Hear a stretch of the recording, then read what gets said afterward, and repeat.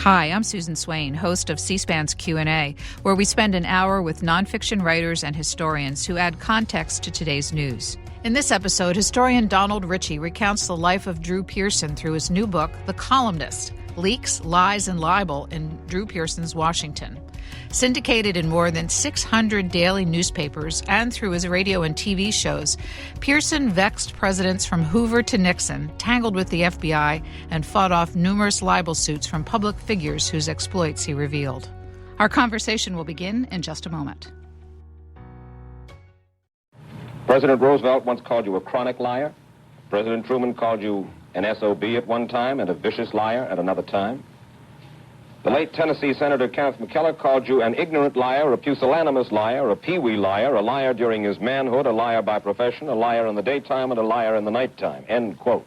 He used up 6 pages of the congressional record calling me different types of liars. What is there about Drew Pearson that inspires such bitterness in presidents and other statesmen? Well, for one reason. When you hit the truth, sometimes it hurts most. I dearly loved Roosevelt, and it hurt me deeply when he called me a chronic liar, which he did. And I didn't particularly enjoy being called that by Truman either, but Truman, after all, he had a vocabulary. That is CBS's Mike Wallace in a 1957 interview with columnist Drew Pearson. Don Ritchie, he is the subject, Drew Pearson, that is, of your new biography, The Columnist. Who was Drew Pearson? Well, he was a newspaper columnist. He had a column called The Washington Merry-Go-Round that appeared in over 600 newspapers every single day, even holidays and weekends. And he did that from 1932 until he died in 1969. The column continued then under Jack Anderson. He also had a radio show on Sunday nights, on the very popular radio show on the news, and he also tried to make it into television in the early 50s. He was a best-selling author for his books. He was a man who told the truth, as he said, and he said, when you hit the truth, it hurts the most. He told what politicians really would prefer not to see in the newspapers. And he tried to get behind the news and to tell people what was really going on in Washington. And as a result, he ruffled a lot of feathers, especially presidents of the United States senators, representatives, British prime ministers, and assorted other politicians. Why is this story interesting for people in 2021? Well, you know, right now we're in a position where public confidence in the news is really at an all-time low. I think one of the polls recently said that half of the population doesn't believe that reporters, newspaper reporters, and other media are giving them the truth, that they're exaggerating the stories or distorting the stories for political purposes. And I thought that writing about a man who was accused of being a liar by so many different people, and then assessing in hindsight, was he telling the truth? Did he get the story right? Did he get it wrong? Who was lying and who was telling the truth? I thought that would be a useful way of looking at the media and how important it is in our political system and how much we can rely on the information we get from the media. You are the United States Senate Historian Emeritus, spent much of your professional career in the United States Senate Historian's Office. Why does a columnist story interest you? Well, you know, when the Senate Historical Office was created, they thought briefly about making us a public information office, and then they said, oh no, every senator will be their own public information officer. But the Senate's a 200-year-old institution, and it works on precedent, and so quite often reporters were calling the Senate Historical Office for information. And we couldn't talk about the politics, and we couldn't talk about the policy, but we could talk about the precedents, the history of the institution. And eventually, reporters all around Washington and elsewhere discovered that we weren't taking sides. We weren't giving the Republican point of view or the Democratic point of view.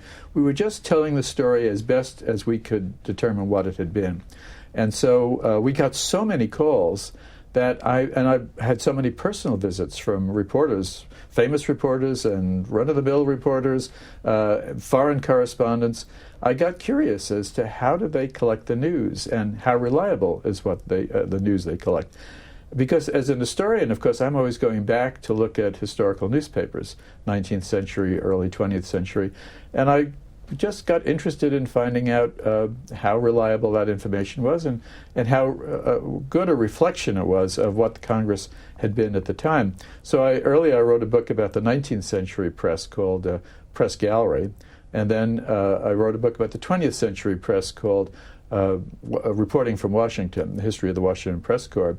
And interestingly enough, Drew Pearson appears in both books because one ends in 1932 and the other begins in 1932, and that's just when he was emerging as a figure on the scene. So he's a continuation of my interest in using the press as an historical source. You have an interesting story in the acknowledgments about how this biography all came together involving a family member of Drew Pearson. What is it? That's right. Drew Pearson's stepson, Tyler Abel, lives on Pearson's old farm. They're called the Merry-Go-Round Farm. And we had gotten to meet him, my wife and I, through mutual friends, and also my wife and his wife served on the University of Kentucky's library board. And so we often went to their home and heard stories about the famous people who had been there before and about Drew Pearson. And when I retired, Tyler came to me and said, you know, people have forgotten who Drew Pearson was. He's really faded into history, but he has an important story that people should know about. You ought to write his biography. And I said, no, I have other things in mind. And Tyler's very persistent. He came back, and finally one day he invited me out to his farm and took me up into the hayloft and pulled a tarpaulin off the top of all these file cabinets and said, this is the material we have not yet sent to the LBJ library where the rest of Pearson's papers are. He said, you can look at anything you want. And we've got oral histories, we've got all this information. You know, you have carte blanche to look at this, and we're not going to tell you how to write a book, but it's up to you to make that decision. And I thought, well, you know, this is a gift. And I began looking into it, and the more I looked into it, the more interesting Drew Pearson was, and the more I could see a book developing. Where did the title, which he used across all of his franchise, Washington Merry-Go-Round, come from? It originally came from a book that he and his partner, Robert Allen, wrote in 1932, and they wrote it anonymously. It was originally going to be called Washington Carousel, but the editor at their publisher thought that Carousel was too foreign-sounding, and Merry-Go-Round sounded more American. And so the book was called The Washington Merry-Go-Round, and it was a big bestseller in 1931. It exposed a lot of what was going on in the Hoover administration, just to the point when the economy was collapsing and people were losing faith in Hoover. And it also poked fun at political pretensions and social pretensions in Washington. And also it poked fun at some of the press at the time that they thought were too deferential to the politicians. And everybody loved this book, except for Herbert Hoover, who hated it, who got the Bureau of Investigations to find out who the anonymous authors were and tried to get them fired. The Christian Science Monitor fired Robert Allen. The Baltimore Sun didn't think it was such a bad idea to write a book poking fun at Washington. So they didn't fire Pearson then. But when they persisted and wrote a sequel called More Merry-Go-Round, the Sun said, we're not a keyhole newspaper, and they fired him at that point. And that's when Pearson and Allen thought, well, why don't we take the type of writing we're doing that's been so popular and turn it into a newspaper column? He's of the school of journalists known as muckrakers. What does that really mean, and how did the term originate? Right. The term starts at the beginning of the 20th century.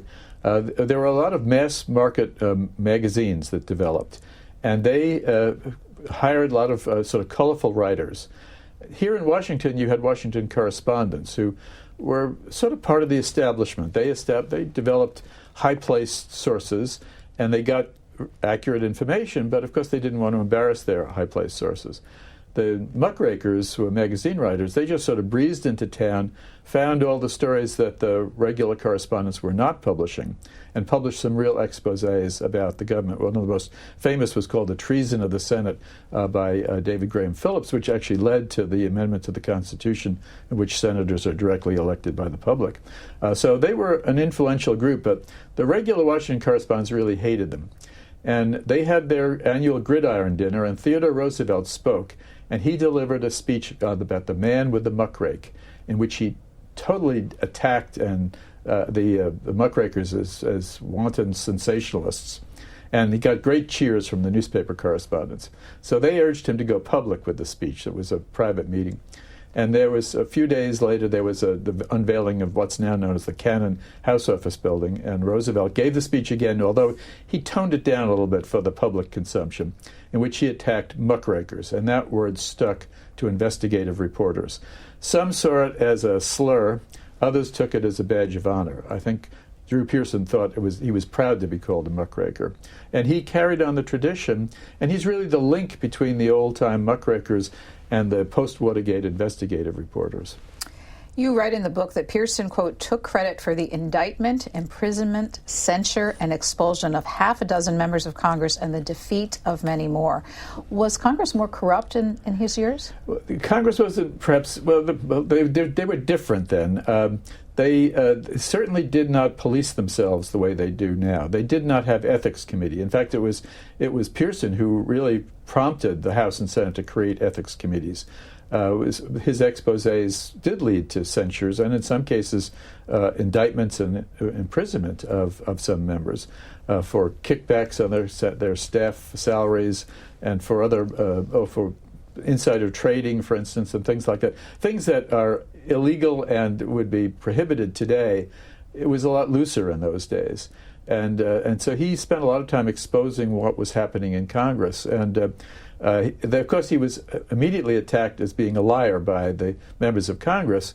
He once published a liar's scoreboard in the column as the members who accused him of being a liar and then what happened to them. And of course, they all wound up going to jail or losing their seats in Congress. One of them was J. Parnell Thomas, who was the chairman of the House Un-American Activities Committee, who had sent many of the Hollywood 10 to jail for contempt of Congress. And because of Pearson's exposés of his financial dealings in his office, he wound up in the same federal penitentiary with some of the Hollywood 10. So Pearson took, he had a lot of skins on the wall, essentially, from going through Congress. Of course, he also argued that these were a tiny fraction of the members of Congress and that their actions made the rest look bad, but he was not trying to disparage Congress as an institution. And he wrote about the accomplishments of members as well. He certainly promoted careers as well as destroying careers. Much of his source material came from leaks. Now, you've been observing this town for a while and writing about the media for a long time. Every administration tries to control leaks. What is it about leaks and why they happen?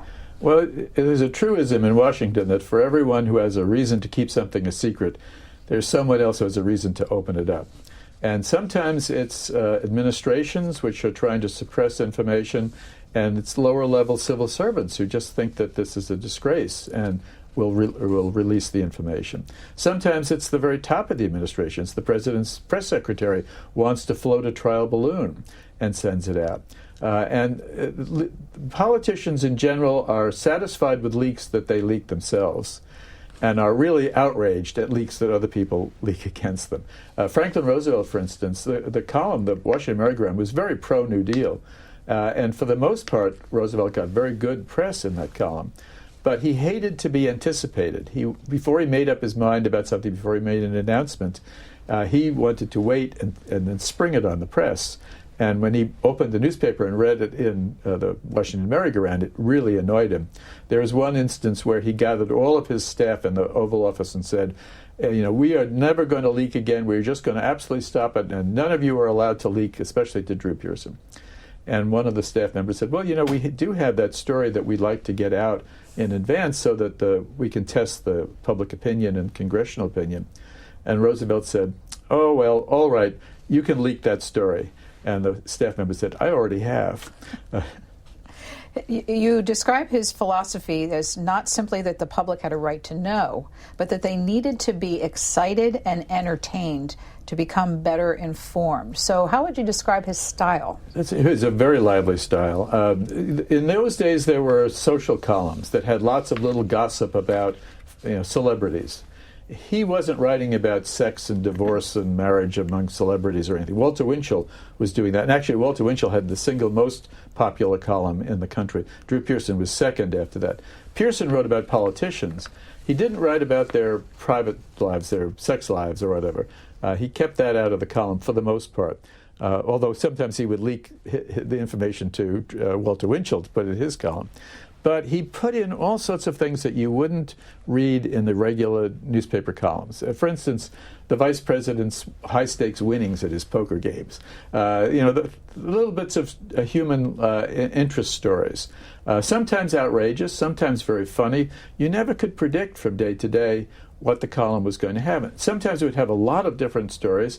Sometimes it would just have one story. Editors found it was a very easy column to clip, to size, because they could drop out a paragraph or two and it wouldn't change much of the column. Unlike, say, Walter Lippmann, who was a very erudite columnist, who you really needed to read the whole column to get his point. With Pearson, it was lots of pieces. It was entertaining. It always scored very high on readers' polls of newspapers when they wanted to see what's the most popular part of my newspaper, which was a problem for editors and publishers because sometimes they hated the column because it attacked their own particular politics or the politicians they really liked. But if they tried to cut it out, they got so many complaints from their readers, they wound up putting it back in, sometimes with a little disclaimer saying, the views of this column do not reflect the views of the editors of this paper. Readers of The Columnist, your book, will see that you've included throughout the book snippets of his column. Why did you decide to do that? That's right. Well, I realized again that most people haven't read the Washington Merry-Go-Round, at least the way it was when Pearson was the author of it. And you need to get a little bit of the flavor of what was it about the column that made it so interesting. Some of these are hard news stories. Some of them are kind of funny little stories. President Roosevelt goes to Warm Springs and forgets to cancel his order of breakfast pastries, which start piling up in the White House. That really annoyed Franklin Roosevelt, especially because Pearson said that it was Danishes, and Roosevelt really didn't like Danishes, but he did like breakfast rolls. So there were funny little pieces like that. And other cases where he predicted things. He was very famous at suggesting what was about to happen. And certainly one of the things he wrote in the 30s, he was always attacking the Navy for being sort of old-fashioned. And he said the Navy was totally unprepared for modern aircraft warfare. And of course, right after Pearl Harbor, his editors pointed out, or his publishers said, he was absolutely right about his predictions on that. So it was an exciting column, it was a funny column. The Washington Post put it on the comics page, not necessarily because they thought it was a funny piece, but because it irritated them a lot when it was on the editorial page, and they sort of thought they would hide it in the comics page. But Pearson said, a lot more people read the comics than read the editorials. So he was quite happy with being there. At least he said he was happy with being there. Drew Pearson was a Quaker. Yes. How did that affect his worldview? That's one thing I learned as I was going through the book and discovering him. I knew him vaguely. I had read his column for about 2 years when I came to graduate school in the University of Maryland in the 1960s. But I didn't know a lot about him. And religion is an important factor in people's lives, but you never know how important it is. And certainly it comes up enough that I realized that it did shape his worldview. And so as a result, for instance, on civil rights, he was not initially in favor of civil rights. It wasn't a big issue. A lot of his newspapers were Southern newspapers. And like a lot of other whites who lived in the South, they sort of looked the other way. But he became offended by what he saw after a while. He became offended by the Ku Klux Klan, and he became offended by segregation, and he became even offended by the National Press Club not allowing black members. And so it became a crusade with him of equality and justice. In his family, he used the thee and the thy and it's the old Quaker style speaking. They did silent prayers at meals and things like that, just enough to indicate that it was on his mind. And he judged politicians by the standards that the Quakers had and he had. Although, interestingly, the two presidents that he got along the worst with were the two Quaker presidents, Herbert Hoover and Richard Nixon. Their form of Quakerism was not Drew Pearson's form, and that it didn't help them in the long run that they had been Quakers. You spoke about the volume. The column appeared every single day and then later added was radio and television. Actually, I wanted to show a clip that we had of his television program. But after we look at it, the question is, how did he do all of this? It's a lot of work. So let's watch and we'll come back.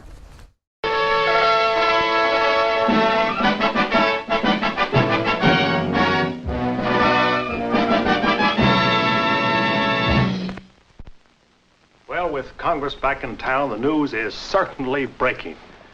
Eisenhower has finally decided that he has to get his program through Congress at any cost, and here are the developments. He has finally picked a successor to Senator Taft. And the man he has picked is none other than the Vice President, Mr. Nixon, who a year ago, his name was Mutt. But today, he's the white-haired boy around the White House. Now, this naturally is going to cause some trouble with the Senate Majority Leader, Mr. Noland of California, because both of these men are young, both are ambitious, and both aspire to be President of the United States. 365 columns a year. Yes. How many radio shows a year? Every Sunday night. And what about television? He did television a little more sporadically. That came late in his career, and he didn't quite make the transfer. A lot of radio reporters who were famous radio correspondents just couldn't move over to what they called this new form of radio. But he was doing a lot. He's also giving lectures. He was traveling around the country constantly giving public lectures. The cover of the book is Pearson working late at night, typing out his column. And that's what he did. He worked at all hours of the day and night. He learned to sleep on trains and planes and then wake up and start working on his column. He would write the weekend columns during the week, and those were sort of out of the way. So he wasn't necessarily writing on those days, but his family said that pretty much every day he was doing some kind of work, and it was a grind. But he also had something called legmen. These were younger reporters that he hired at very low salaries to go out and to walk around the halls of Congress and go through the State Department and the Pentagon and pick up whatever the rumors were, whatever the news was.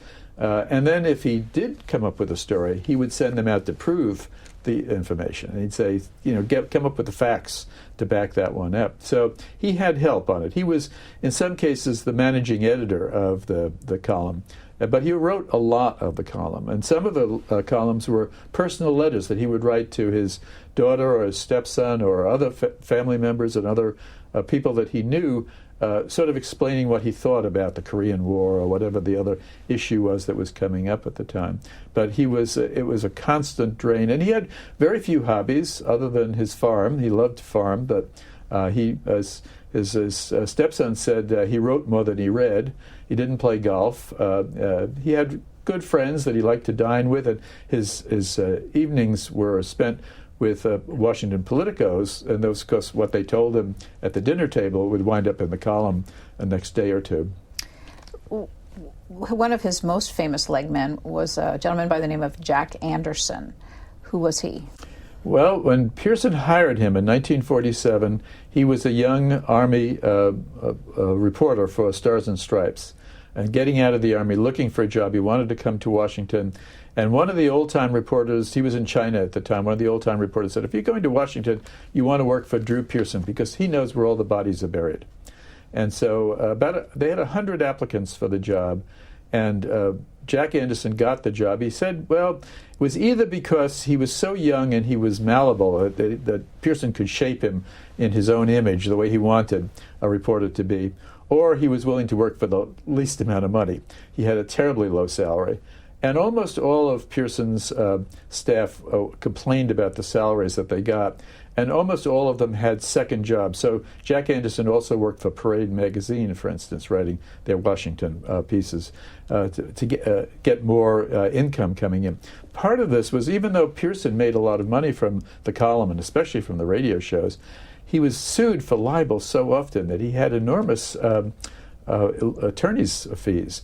And so he basically was shunting the money over to his court cases and not to the staff. But his staff was very loyal to him because they knew he believed in what he was doing, and they were willing to work at the low salaries that he paid. Jack Anderson ultimately succeeded Drew Pearson in his column.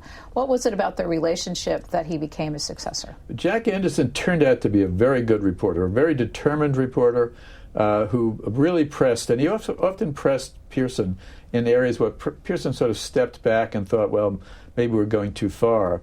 A classic case is about Thomas Dodd, who was senator from Connecticut. Jack Anderson found out from Dodd's former staff that Dodd was taking campaign contributions and using them for personal finances. And so he collected an enormous amount of information. Dodd's staff actually went in on the weekends and took things out of the files, gave them to Anderson, and then returned them to the files. And Anderson published about 20 columns on this. And eventually the editors were saying, this is over the top. We could be, in case of, this could be a libel case for us. People are going to get bored because you're doing the story so often. And Pearson pulled the plug. He said, that's enough. And Anderson showed up with the young staff members at Pearson's home. And they presented him with the case. And Pearson nodded, and he finally said, okay, let's go ahead with it. And they eventually published 100 articles, and Senator Dodd was censured by the Senate and defeated for re-election. So it was a very effective campaign. The Pulitzer Committee unanimously voted to give the Pulitzer Prize to Pearson and Anderson for those series. But the people who ran the Pulitzer Prize had said, no, they're not the kind of people we want to award, and they withdrew the award. Jack Anderson later himself on his own won the Pulitzer Prize. But Drew Pearson was a little too controversial during his career. You write at the end that it was one of his great regrets in life that he never won that prize. That's right. He didn't quite get the recognition that he thought that he deserved for the type of work that he'd been doing. The two things that he would have liked to have been, one was he would have loved to have been Secretary of State. He started out as a diplomatic correspondent, and he was always interested in diplomacy. He wrote a lot about foreign policy in the column over the years. And Lyndon Johnson sort of hinted that might be a possibility, just enough to keep Pearson very sympathetic to the Johnson administration. But that didn't happen, and the Pulitzer Prize didn't happen. He regularly violated, and reading through your book, what would seem to be appropriate journalistic practices, at least today, lobbying for the causes that he was interested. He would testify before congressional committees. He wrote speeches for politicians. Mm-hmm. How did he square that active involvement in politics with his role as a journalist? Well, he was a columnist as opposed to a reporter. And columnists sort of have a little bit more freedom of action. They can take sides. They can have a political point of view. They can argue in favor of a particular bill or whatever. They're allowed to have opinion when regular newspaper reporters are supposed to be objective. And especially in Pearson's age, the objectivity was much firmer than it is today. Today, you'll see newspaper articles in which a reporter will actually call a politician a liar because they can prove that what he had said isn't true. Back in the Joe McCarthy days, for instance, most reporters would just say, Senator McCarthy made a controversial claim or made a outspoken claim. They wouldn't claim that the claim was true or false. But Pearson could do that. And he carried that on to supporting bills, legislation that he was in favor of. He promoted careers. He wrote speeches for members of Congress. He did testify before their committees. He was quite open about a lot of that. He also wrote speeches for presidential candidates. He got involved in a lot of things. But he felt that as a columnist, that was part of his responsibility, and that he had essential permission to do that. He was married twice, and as you describe it, both of those marriages helped to advance his career. How so? Well, as a very young man, he met the daughter of the wealthiest woman in Washington, Sissy Patterson, who became the editor of one of the most popular newspapers, the Washington Times-Herald. And so being married to her daughter opened the doors to high society. It gave him a lot of entree around Washington, D.C., and it helped when he was getting started as a columnist. That marriage only lasted 2 years. They did have a daughter, but she was a sort of free spirit and didn't want to be confined in a marriage. A little later, Pearson married Louis Moore Abel, who was the ex-wife of his best friend in Washington, which ruined that friendship along the way, George Abel. Louis was she shared his interest in politics, but she had the velvet touch, and where Pearson could ruffle a lot of feathers, Louis could smooth them out. And if the Washington Post was irritated with some of the columns and embarrassed sometimes by some of the columns, Louis was playing bridge with Katharine Graham and with her father, the Eugene Mayer, and others. So she helped his career considerably. The only thing they largely disagreed on was during the Vietnam War. Drew Pearson supported Lyndon Johnson. He was uncomfortable about the war, but he supported the war. His daughter-in-law, Bess Abel, was the White House social secretary during the Johnson administration. His stepson, Tyler Abel, worked in the administration, became chief of protocol eventually. But his wife, Luthi, was going out and picketing the White House with the anti-war groups because she became passionately anti-war. And again, in the end, he came to the conclusion she was right. And in March of 1968, he wrote to Lyndon Johnson before Johnson withdrew and said, I regret to say that I'm going to have to stop supporting you on the war. I think it's unwinnable and we need to withdraw from Vietnam. One character that appears throughout the decades of his work is J. Edgar Hoover, the longtime director of the Federal Bureau of Investigation. You say that there are thousands of pages of documents collected about Drew Pearson by the FBI. What was he was also using them as sources for his work. What was his relationship like with the FBI? The opening of 1,000 pages of FBI records was a big asset for me in writing this book.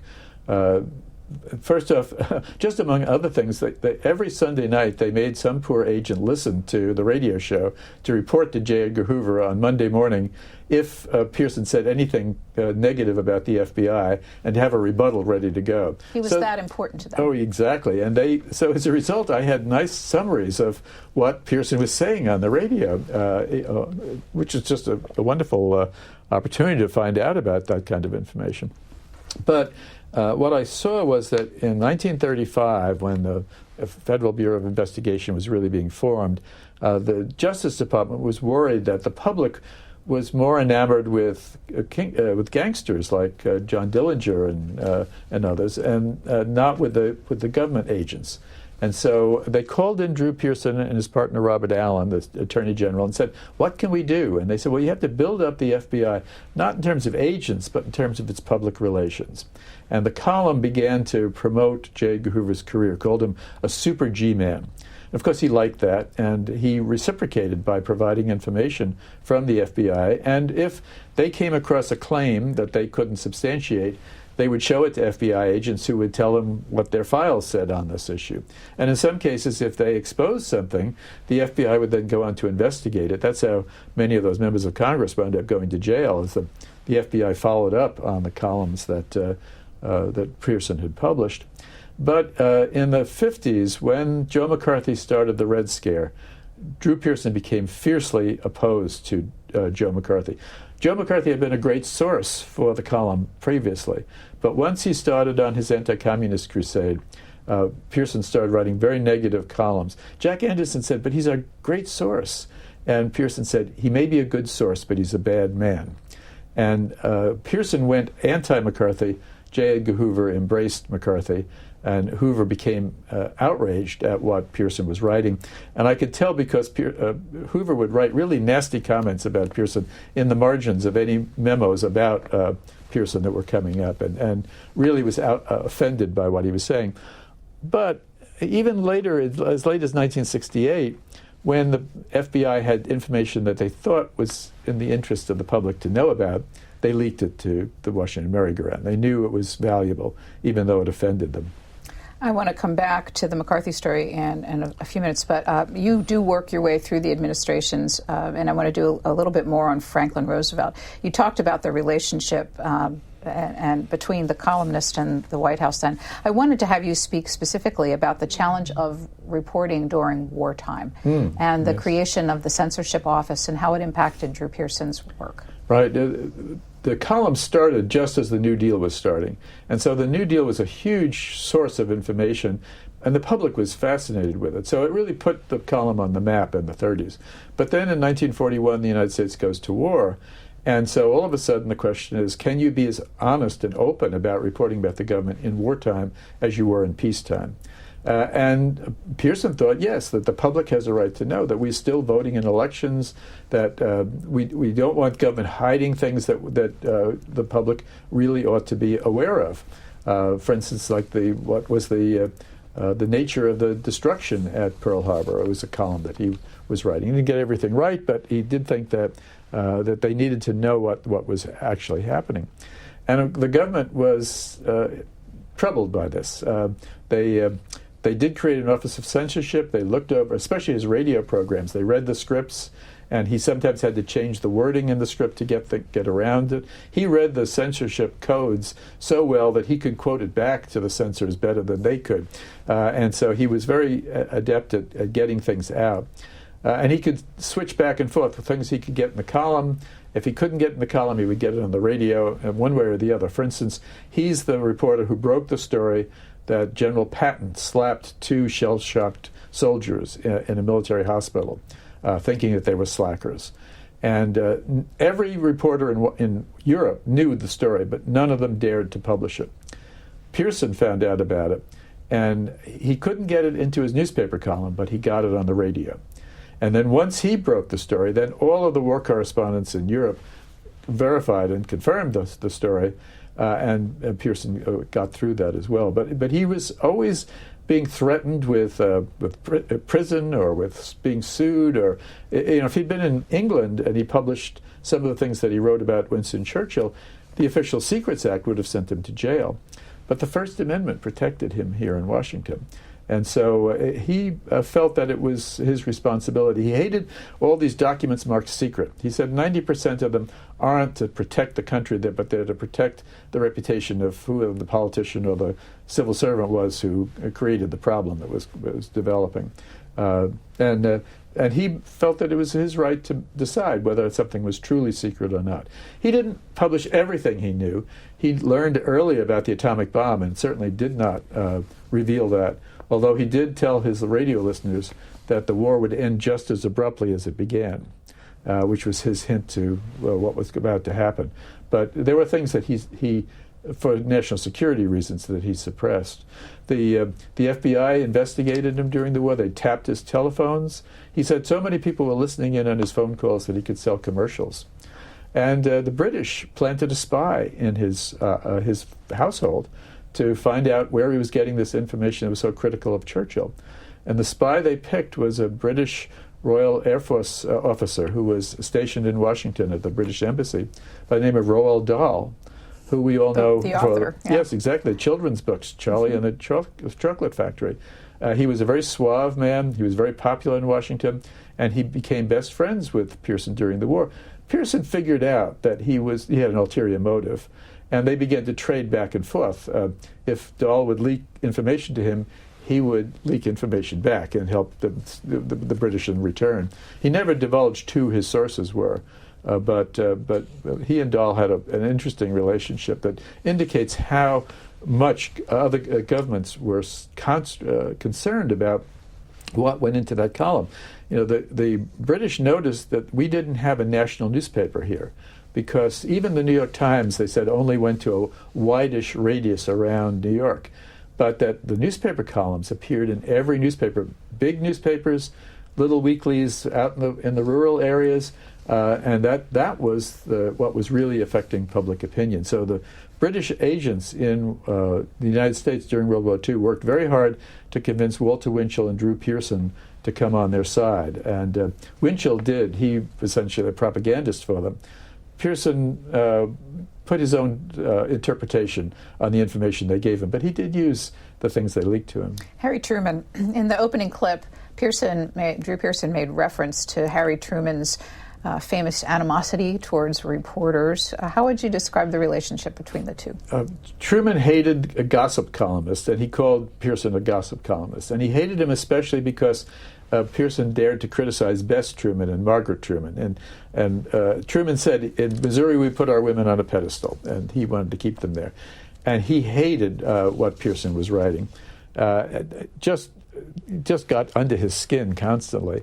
And he really shut him out of the administration. The only time Pearson got into the Oval Office while Truman was president was at the very beginning of Truman's presidency, and he got a tongue lashing. Truman had an aide named Harry Vaughan, who was sort of the court jester of his administration, who was really getting into a lot of trouble, and the column was exposing what he was doing, the influence peddling he was doing. And so basically the column said Truman needs to fire Harry Vaughan. And President Truman spoke at a reserve officers meeting that was celebrating General Vaughan, and he said, no SOB is going to tell me who to fire in my administration. The official photographer changed no SOB to no person is going to tell me, but other reporters who were there picked it up. And, of course, it became a big issue. Pearson pointed out it was Brotherhood Week, and so the President Truman obviously was referring to Sons of Brotherhood. But when Pearson wrote his own quasi-memoir, a series of articles in the 1950s that appeared in the Saturday Evening Post, the title was Confessions of an SOB. We have a clip from 1953 of Harry Truman appearing on the Washington Merry-Go-Round program. Let's watch. Mr. President, a lot of people have been criticizing me because I've sometimes been critical of McCarthy. They say that McCarthy, despite his methods, is necessary to this country in order to focus attention on communism and put communists in jail. What's your opinion of that? Well, I don't think the methods of McCarthy are ever necessary in a republic such as ours. The Bill of Rights is the basis of the freedom of the individual. And his idea of an approach is by suspicion and not by the facts. The facts in the case are that the communists who were working for the subversion of the government of the United States were indicted long before McCarthy ever heard of a communist. And they were indicted during the administration of President Roosevelt and myself. You told us the outcome of the story, which was that Drew Pearson was one of the contributors to McCarthy's ultimate censure by the United States Senate. I didn't want to leave this era without you telling the story of the Soulgrave Club. Oh, yes. Well, I was going to say that, by the way, that was the first interview that Truman did after he left the presidency, to go on that show. And McCarthy brought back people who had been fighting with each other for years. They sort of united. So Pearson and Truman, who had been on the outs when Truman was president, actually became friends when Truman was a former president. Same thing with Senator Millard Tydings, who had been one of McCarthy's great opponents in the 1930s, wound up fighting with McCarthy, and Tydings and Pearson buried the hatchet at that stage. Pearson's columns irritated Senator McCarthy greatly, and McCarthy, from time to time, basically threatened that he was going to beat up Drew Pearson. McCarthy had been a fighter before, and he was a prize fighter, and he basically said he was going to punch him out, or he was going to beat him up, or break his ribs. He made all sorts of threats about him. And in 1950, it was in December of 1950, there was a socialite in Washington who was famous for having parties in which she brought enemies together and didn't tell them they were going to be at the same party. And she wound up seating Drew Pearson and Joe McCarthy at the same table. Both of them were outraged that they were there, but Pearson was there with his wife, and he was trying to be polite. But McCarthy, who was drinking heavily, harassed him throughout the evening. Finally, Pearson got up and came around and leaned over and whispered into McCarthy's ears that he was studying his income tax problems in Wisconsin. And he said, "When are they going to put you in jail?" And McCarthy jumped out of the chair and basically said, "We need to go outside and settle this." But everybody separated the two, and Pearson and his wife went out to dance. At midnight, they were down in the cloakroom, the men's cloakroom of the Soulgrave Club. Pearson was getting his coat. He was reaching into his pocket for some change to tip the cloakroom attendant.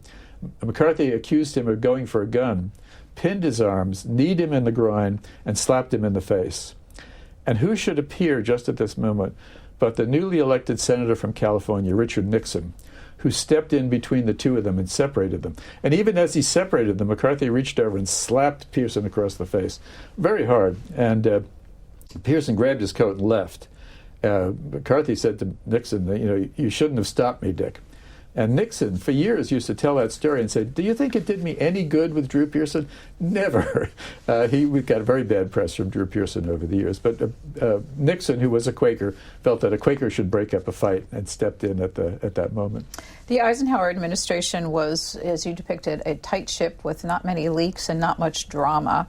The one story I wanted to have you talk about, we have about 15 minutes left, by the way, was the U-2 incident and Gary Powers. You said that started the press-government relations down the slope toward the credibility gap. Right.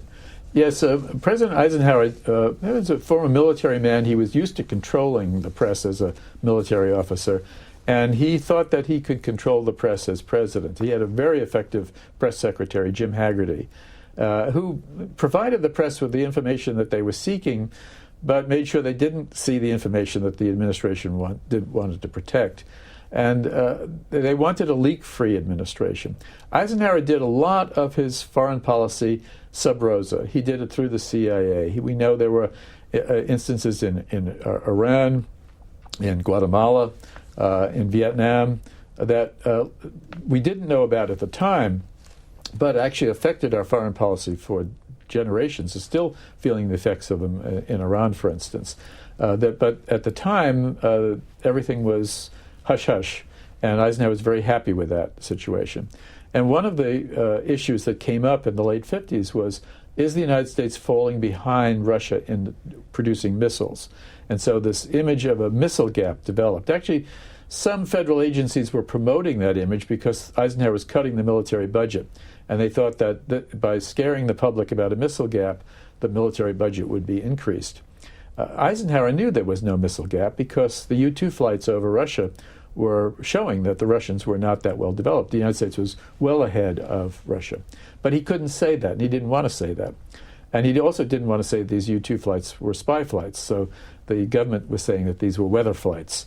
And when the U-2 was shot down, we thought it just crashed. We didn't know it was shot down.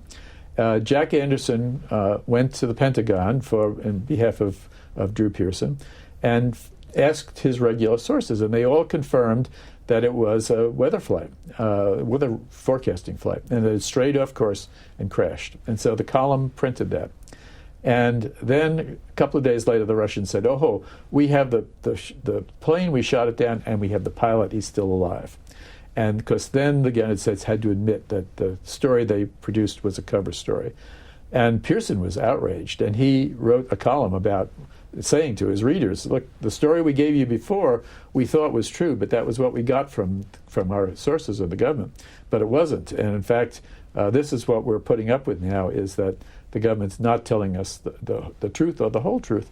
It turned out that some of the most prominent reporters, especially at the New York Times, knew all about the U-2. They'd known it for a year, but they thought it was their patriotic duty and for national security not to reveal that information. So the idea that reporters would sit on information, that was offensive to Drew Pearson, and it was one thing that sort of drove him to reveal things.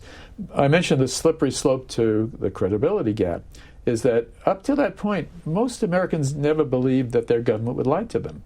And certainly a lot of reporters thought that the government was giving them a straight story. But people began to question things, and it increased during the Kennedy administration when there was questions about news management, and especially increased during the Johnson administration when clearly the Pentagon Papers revealed that the stories that people like Robert McNamara were saying in public conflicted with what he was reporting on in private. And in fact, the situation in Vietnam was much more dire than the administration was leading on. So Johnson really lost credibility steadily during his presidency. But I thought that started really in 1960 when it made the public and it made reporters much more skeptical of information the government was providing. What did Drew Pearson and his column think of the Kennedy administration? Well, Pearson got off on the wrong foot with the Kennedy administration by going on the Mike Wallace show. We started with Mike Wallace, and Mike Wallace asked him about what he thought about John Kennedy, and Pearson blurted out, well, he's the only person who won a Pulitzer Prize for a book that was ghostwritten.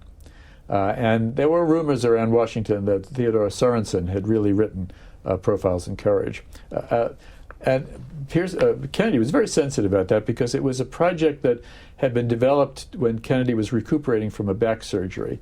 And so he had a lot of people contributing to it. He spent a lot of time listening to them and making notes. But he was more like the managing editor of the book than the author of the book. And Sorensen did a lot of the work. But it certainly wasn't a ghostwritten book.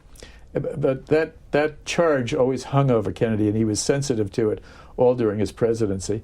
And he kept Pearson at a distance. And also because Pearson was very critical of Kennedy's father, who had been, he felt, pro-German at the beginning of World War II, when he was ambassador to England. And he continued to write critical columns about Papa Joe, as he called him. And he was critical of his brother Robert because Robert Kennedy had worked for Joe McCarthy in the early 1950s. And so the Kennedy family sort of kept Pearson at a distance. The other problem was that Drew Pearson was a generation older than John Kennedy. All of the presidents he'd covered up to that point were his age or older than him. And now you have this president who's 20 years younger. Ironically, in many ways, Pearson was the generation of Nikita Khrushchev. And he got along better in some respects with Nikita Khrushchev than he got along with John Kennedy. And I call that chapter between Kennedy and Khrushchev. And he's one of the few American correspondents who's invited to do interviews with Khrushchev. And one of the things he's concerned about is, does Khrushchev want war or does he want peace? And he comes away convinced that Khrushchev wants to avoid war at all costs. And that's the message he takes back to Kennedy, and it plays a part in Kennedy's thinking during the Cuban Missile Crisis. In the LBJ administration, the big civil rights legislation was passed. You mentioned earlier that Drew Pearson became a real advocate for civil rights in the United States. How did he view Lyndon Johnson's work on that bill? Well, even before that bill, when Johnson was vice president, he was writing columns saying, you know, Johnson is actually speaking out on civil rights. He was chairing this commission on the civil rights at the time and looking into hiring, equal opportunity hiring in defense industries and other things like that. And then Johnson was actually talking about the issue, whereas Kennedy wasn't. As president, Kennedy was trying to downplay the civil rights issue. He didn't want the South to explode. In 1963, Kennedy gave 3 speeches in the South in which he did not mention civil rights at all. And so Pearson thought that Johnson would probably come up with a more forthright program on civil rights, and he was right.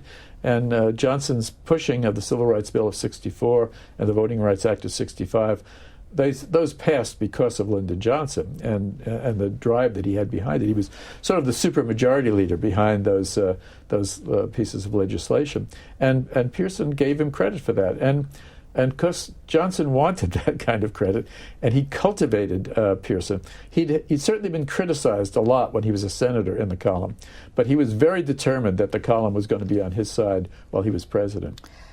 Richard Nixon was the final president that he covered. In 1969, Richard Nixon was president. Let's watch Drew Pearson on the Dick Cavett show talking about his reputation in Washington. Are people fearful of you in Washington? Well, I don't. They shouldn't be. I don't know. Some of them are, I guess. When you enter a room, do you see people go, "There's Pearson," and they straighten up and put things away? Usually it's the other way around. I look around to see whether Tom Dodd is in the room or somebody like that, whether I should get ready to give him the cold freeze, as he was sure to give it to me. Yeah. And no, I don't think people are fearful of me anymore. Some are. Where was his career in 1969? It was at the very end. He died in September of 1969. You have Richard Nixon, who he had been opposed to from the day Nixon was elected to Congress, and they'd had a terrible relationship. And now Nixon is elected president. And Pearson actually gives Nixon a honeymoon. For the first 6 months of the administration, he really backpedals and doesn't go on the attack in the column. But Nixon was primed for being attacked in that column. And in fact, before he even became president, he told his chief of staff, no one in this administration is allowed to talk to Drew Pearson. And we're going to read the column every day to see that that's true, that nobody does talk to Drew Pearson. So it really, Drew Pearson was the very first person on the Nixon enemy list, essentially. And then Pearson died before Watergate. And Jack Anderson took over, and Jack Anderson begins to really expose things that are going on in the administration. And as Watergate is breaking, Anderson writes a column and saying, by gosh, Drew Pearson was right. He nailed what Pearson was all about and how untrustworthy he really was. I could feel his spirit hovering over my typewriter as I'm writing this column. Pearson didn't get to live long enough to see that, and he also didn't get to live long enough to see how seriously the public would take investigative reporting and how different it would become after his death. But he, as I say, he was the link between the muckrakers and the post-Watergate investigative reporters. But he just died at the cusp of before that all began. Sort of like Moses couldn't get to the Promised Land. When he died, he had services in Washington's National Cathedral, and 1,000 people attended. All these people were calling him liars. People took to blows with him over stories. How do we square the two? 1,000 people at the funeral. Well, it sort of reminds me of when his mother-in-law, Sissy Patterson, died, and she'd been viciously opposed to Drew Pearson. When Pearson showed up at her funeral, one of the newspaper reporters there turned to his wife and said, "Now I know she's dead." She wouldn't have tolerated this. And but there's a point. People knew him. People liked him as well. He was very popular with the people that he agreed with and that he wrote positively about. We think only about the people that he attacked, but in fact of the matter is he was promoting causes that a lot of those people were trying to get through, and they valued the publicity that came out of the column. They liked him as a person in a lot of ways, as he suggested that he didn't have a lot of enemies. He had a lot of people who stayed friendly with him because that was a good way to get a good press in his column or so. But there were also a lot of people who really thought that he was doing a noble job as a columnist, and he was a very influential man for a very long time, and he probably helped a lot of the careers of the people who were in the audience that day. We have about 4 minutes left. I want to put Jack Anderson talking about investigative journalism on the screen next. This is a C-SPAN interview. Just to follow up on your comments about the cusp of investigative journalism in that era just beginning to blossom when he died. Let's watch. I remember when investigative reporters were pariahs. I think we're going back to that again. I think the reason is that, first, the government doesn't like to be investigated. The publishers and TV station owners are close to the people who are in power. They belong to the same social circles. They attend the same soirees. And they're embarrassed by investigative reports. They have to explain to their friends. Editors and program directors, I think, may like it, but it causes them problems. They're asked they're asked embarrassing questions. They get notes from the publisher. A lawyer may threaten to sue. It's much easier just to cover the press releases and the press conferences. So I want to use that as a closing comments on the state of journalism today. Is investigative journalism alive and well? Are there any people doing the kind of work that Drew Pearson and later Jack Anderson did? Well, it's alive. I'm not sure it's well. Seymour Hersh commented that eventually editors get tired of difficult reporters and difficult stories, and they'll often pull the plug on something they don't want to spend more money on or more time on, or they think it's going to embarrass the media that they're dealing with. They couldn't do that with Pearson because he had 600 editors and publishers, and they could drop his. Certainly, people got offended by his column, and they dropped the column from time to time.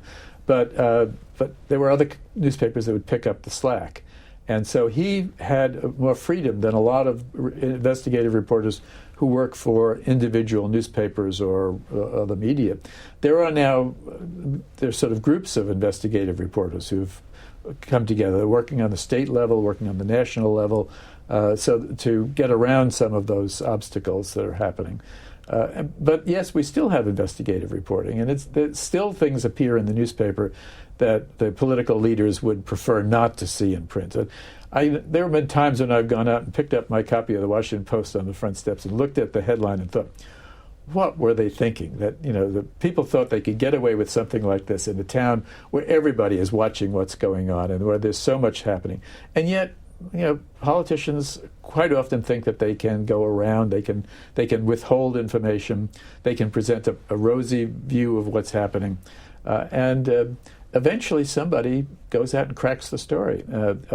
That Pearson spent years doing that. Pearson's staff said, we think about Daniel Ellsberg in the Pentagon Papers, but Drew Pearson was doing that every day for 40 years, essentially, not just a one-time instance. He was constantly digging up information, offending presidents who he liked, like Franklin Roosevelt, offending presidents he didn't like Herbert Hoover and Richard Nixon. But he was offending them by presenting what he thought was the truth. And the interesting thing is, in every instance that I checked where a major politician called Pearson a liar, it turned out the evidence now shows that Pearson got the story pretty accurate. Sometimes he made some mistakes about it, but he got the gist of the story correct. It was the person who was accusing him who was actually lying. It was the presidential press secretary who was saying, oh, no, that didn't happen. And he knew, in fact, it did happen. And the president saying, oh, well, that's not absolutely not true about my administration, when, in fact, it was absolutely true about his administration.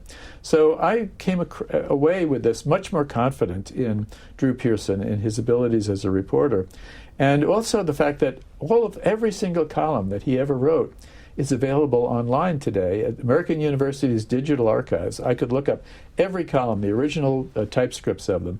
And as an historian, I can go back and cite some of that information. And I can do it with a lot more confidence now that I've studied his life than before. Donald Ritchie's newest book is called The Columnist. It is about the life of Drew Pearson, and it's chock full of 20th century history. Thank you for your time. Thank you. Thanks for listening to C-SPAN's Q&A, and subscribe to us wherever you get your podcasts so you'll never miss an episode. And while you're there, please take a minute to rate and review us. You can also send us an email about Q&A at podcasts@c-span.org. Send me your questions, your comments, or ideas. Your feedback is welcome.